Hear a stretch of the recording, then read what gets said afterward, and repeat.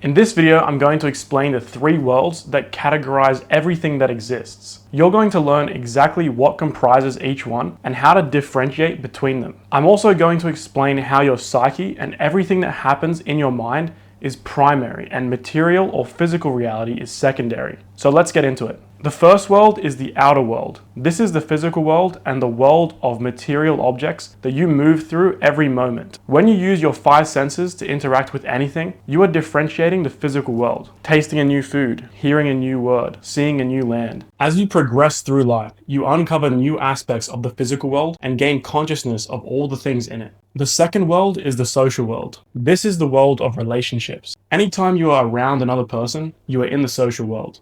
Each and every person you meet and interact with has a unique meaning to you. You might not realize it, but it's an entirely separate world to the physical world. When you're with your mum, you are in an entirely different situation than if you were standing with a police officer. If you're talking to a child, you're in a different place than if you're speaking to a person who is 90 years old. As you meet and uncover new aspects of human consciousness through the relationships you have with other people, you gain consciousness of another part of this world. And just as you physically move through the outer world to discover new parts of it, with every new person you meet, you uncover just a little bit more of the social world. Especially when you discover those people from completely different societies and cultures, meaning they have developed differently to you. Interacting with them is completely different to interacting with any material object like a rock or a campfire. And the meaning of each person to you is what makes up the social world. And the third world is the inner world. This is the world of your psyche, your mind and soul. It is the world where you exist and the place from which you perceive everything.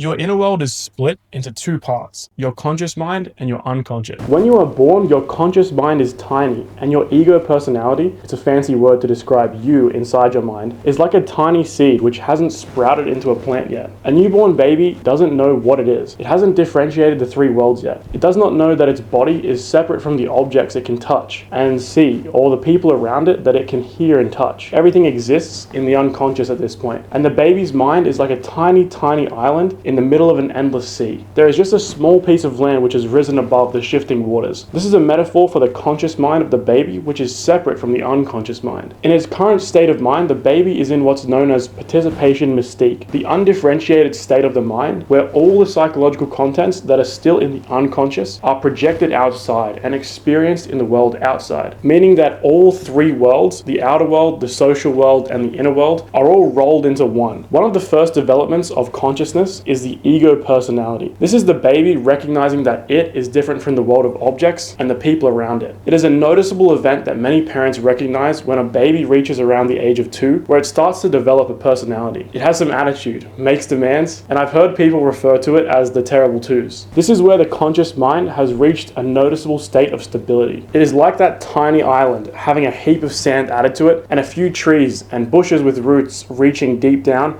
and branches reaching up into the sky. The island has become bigger, gaining more power over space and time. But where did the trees and bushes and extra sand come from? Where did all of these contents that now exist in the conscious mind of the toddler come from? They came from the unconscious mind. The transcendent function is the process of psychological contents that exist in the unconscious mind passing through the barrier between the two parts of your mind and moving into the conscious mind. When you integrate unconscious contents, your conscious mind expands and your ego personality becomes more stable. When the baby sees its mum angry, the content of anger is still in the unconscious mind. It has never experienced anger itself before. The first time that it does experience anger, an aspect of that psychological content will have then risen into consciousness, the feeling of anger. Maybe the baby will then see its reflection in a mirror, see the expression on its face when it's angry, and then understand that when it sees its mum angry, it is not angry itself. They are two different things. This is just one example of the process of differentiation between the three worlds. The baby sees the mirror and eventually knows that it is not the mirror. It sees the parent and sees anger. Then it differentiates that content and sees it as part of itself. The conscious mind grows and the ego personality, all of the qualities that belong to the toddler, incorporate new contents which were previously in the unconscious unconscious mind. As you progress through life, this same process happens in your mind. And the more content of your unconscious mind that you integrate, the more stable your mind becomes, and the better you are able to adapt to the three worlds. What's interesting now is to ask which of these three worlds is the most important. And it's quite simple. The inner world allows the others to exist. Material reality without consciousness does not exist. Without someone to perceive it, is it really there? If a tree falls down in a forest and nobody ever saw it happen, and 1,000 years pass and all trace of it is gone, and then a new tree is growing in its place, did it really ever fall? Did that really ever happen? Without consciousness, without the inner world, the social world does not exist, because there are no other psyches for you to interact with. And the world of objects has no meaning if it has no consciousness to experience it, which means it might as well not exist. Consciousness and the inner world is primary. Even when you look at an object which you might deem meaningless, like a desk lamp, there is psychological projection deeply woven into it. It may be something as simple as protection, because it gives you light and removes the darkness, or something as complex as the fact that you believe gravity will always work and the physical world will always operate predictably by the laws of physics. The inner world is the world of your mind and soul. It includes your deepest beliefs, every attitude you have towards objects, people, and yourself, and it is the biggest factor in your decision making, your behavior, and the course your life takes. The four functions of your conscious mind are sensation, which tells you that something is there. Examples of sensation are your five senses. Anytime you see something, touch something, taste something, hear something, or smell something, this is your sensation telling you that something is there. Also, itches, tightness in your muscles, headaches, stomach pain, the feeling of gas passing through your intestines, or even cracking your knuckles. Sensation is one of your conscious functions. Intuition is the second. Intuition is the gut feelings or hunches that you get sometimes that you can't explain. Maybe everything about a new person you meet looks good. Everybody likes them, and really you should have no problem with them. But some unexplainable gut feeling just tells you to stay away from them. Intuition may lead you away from danger or to something that you need. It is perception by means of the unconscious, meaning that your unconscious mind is collecting data points, millions over the course of your life, that come together to create that gut feeling and lead you in a certain direction. Sometimes people call it listening to your instinct, and it is one of your conscious functions, which means that it can be developed and you can learn to use it consciously rather than not understanding what that random feeling you're getting is and being confused by it and not knowing what to do. Thinking is your third conscious function. It tells you what a thing is. So sensation tells you that something is there, you see something. Then thinking tells you what that thing is. Oh, it's a person. Oh, it's a tree. You might crack your knuckles and receive the sensation of pressure in your hand and hear the sound of a pop. Thinking tells you that it is gas moving around between your joints. Thinking tells you what that thing is. And lastly, there is feeling. Feeling tells you whether something is agreeable or disagreeable, whether to accept something or reject it. For example, you see something, sensation. You think, oh, it's a snake. Then a feeling rises up. No.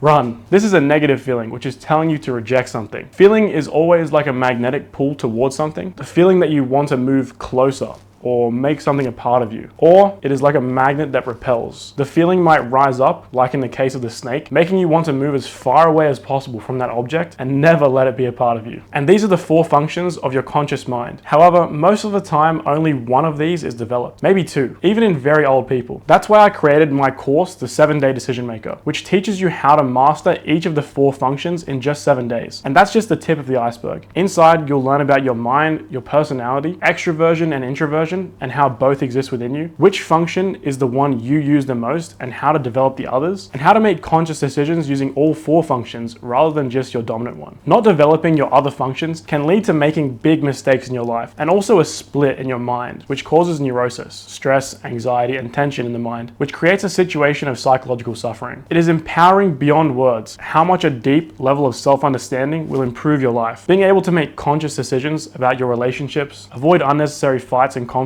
that were caused by projections, and to be able to develop conscious understanding of your instincts, like the sex instinct and nutrition instinct, can allow you to finally make conscious decisions and take your life in the direction that you want it to go. If you're interested, the link to the 7-Day Decision Maker is in the description and the pinned comments below. And that's the end of the video. Now you know about the three worlds that encompass all of reality, and you have a more differentiated understanding of your own mind. If you like this video, click subscribe because I'll be posting a new video every day so we can continue unlocking the secrets of the universe together. Thanks for watching. I'll see you in tomorrow's video.